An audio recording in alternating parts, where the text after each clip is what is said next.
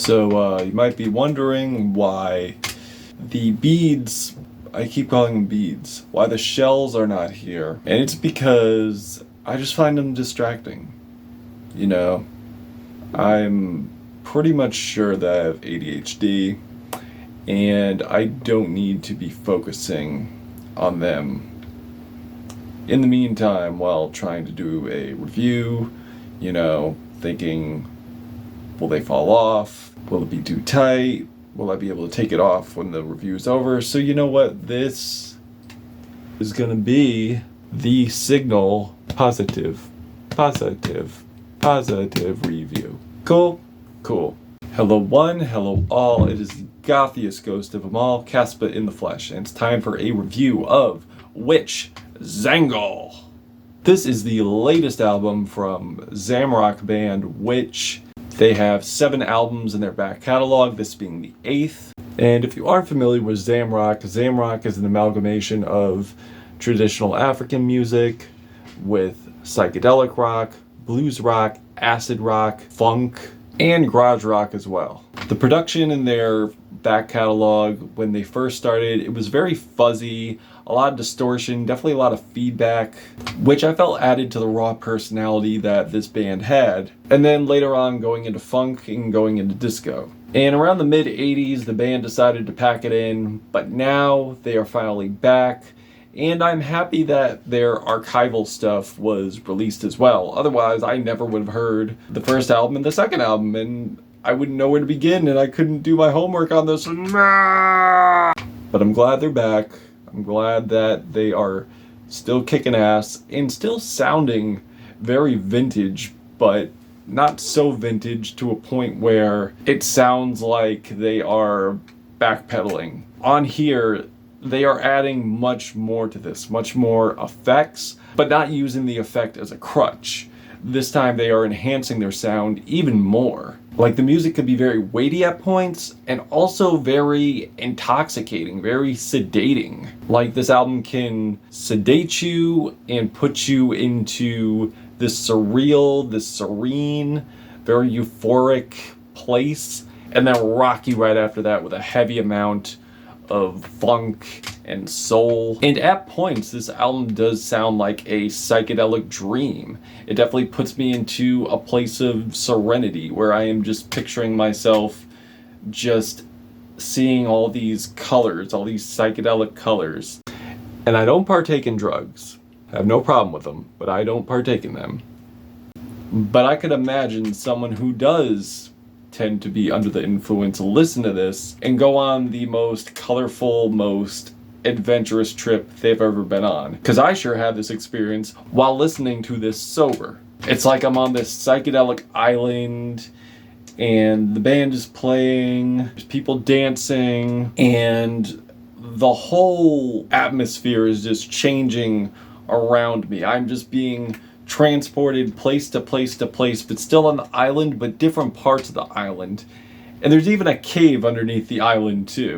It's immensely trippy. This is why, this is the musical equivalent of having an outer body experience. Because they do not miss when it comes to the reverb, when it comes to the echoes, when it comes to the effects. And it is reverb, but it's not reverb to a point where it's drowning out the vocals. I'm still able to hear what they're saying, but there is a language barrier. But honestly, that's not really a factor to me because I dig the performances on here. I dig the way the instrumentation's played. As I said before, I dig the effects that are being played on here. I dig the vocal performances on here, the style, the magic, the majesty. And on the opener, this thing has a lot of grooves to it, with some sharp, funky wah pedals, woozy, groovy synths, boom, boom, boom, boom, boom, boom, boom, boom, boom. I know you heard that before. You have heard that before. That's from Murder, She Wrote, but this is placed so nicely, so tastefully on here. And that right there is the rhythmic bass line, accompanied by these heavy, chunky, distorted riffs. And I love the vocal chemistry on here too. I love how crisp and punchy the drums sound on here. And I love the heavy doomy breakdowns here. Sure, they do tend to repeat themselves a little bit, and there are some tracks that pale in comparison, or track if you will, but I feel when they introduce it the first time, they really nail it. They really give you that vintage doomy feel. And I love the harmonization with the crashing cymbals, melodic soulful breakdowns like on Waile, with these reverb echoes, guitars just blazing away on the back end. With these ghostly vocals, it feels like I'm experiencing like a dub reggae hallucination. Nshingilile probably has the most epic, most thematic hook on here. Like, I just love how colorful it is. I love how it gallops. It has like a galloping groove to it. And I love how the chords swell with so much melody. And as I said, the guitars, the arpeggio just create like this groove and just gallops along with these shots of glowing synths. It's almost entrancing, and I love the melodic background vocals as well. Also, this thing does not shy away from dub reggae. I don't know if I mentioned this before, but I love dub reggae. It's one of my favorite genres of all time. It's my favorite form of reggae. I love it. Love it. It's in my DNA. I don't know why I said that while low-key imitating a 90s grunge singer, like the really bad 90s grunge singers, but we're gonna ignore that. And I love the echoey hand percussions on here and the ascending effects on here. Like, you definitely get that, like going through a linear tunnel.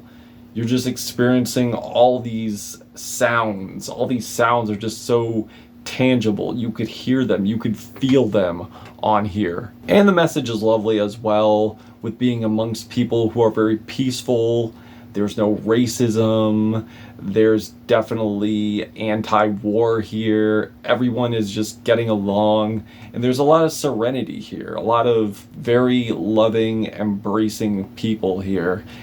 And with the whole bigotry and racism and hatred going on in this country, this message is pretty refreshing. Universal Shuga, which is probably the most soulful vintage disco style track on here, that goes into this super funk territory with these sexy bass synths. The grooves are very hypnotic. The synths have a lot of sensuality to them. It's very steamy. It's very late night. It's very nocturnal. It's very alluring. And I love the lively and very sexy vocals from Teresa and Hannah on here, with these radiant key lines just expanding and wiggling around. Avalanche of Love is a great track too, another highlight for me. Features Sampha the Great on here, with very energetic and expressive vocals from her, with these crisp hand claps and psychedelic passages with this pulsating bass. As I mentioned before, there are tracks that pale in comparison, to where they did great in some pockets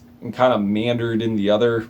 So I wouldn't say they're terrible. I would say like they're just okay. Not as much punch to them, not as much bite. But These Eyes of Mine, probably the most catchiest song on here. Dun dun dun. For a ride. With these very danceable grooves, the guitar leads are very beachy, and some sweet organ licks. And it ends off with the frontman basically expressing what Witch is all about this music being against all forms of hatred, all forms of bigotry, be it racism, no xenophobia, no homophobia, anti-war. It's just peaceful. It's a very peaceful and very moving track. I do wish though there was more to this, like more of a song, but it's more of an interlude. But I think it's a good interlude. Not one of my favorites on there, but it definitely is, I feel, a important part of the album to wrap up what exactly they're all about. I do wish there was more to touch on those subjects though. However, I do feel sonically, I do feel melodically, this is a great album. I love the effects on here, as I mentioned before. Vocals are great, performances are great, nice pacing, nice structures. I just wish there was more tracks and basically more political messages on here. But again, great, still a great album. I'm feeling a 4 out of 5 on this. If you've given this a listen, what did you think of this? Did you love it? Did you hate it? Why? And That's it. Caspa, Gothic Ghost, Witch, Zango, till we meet again.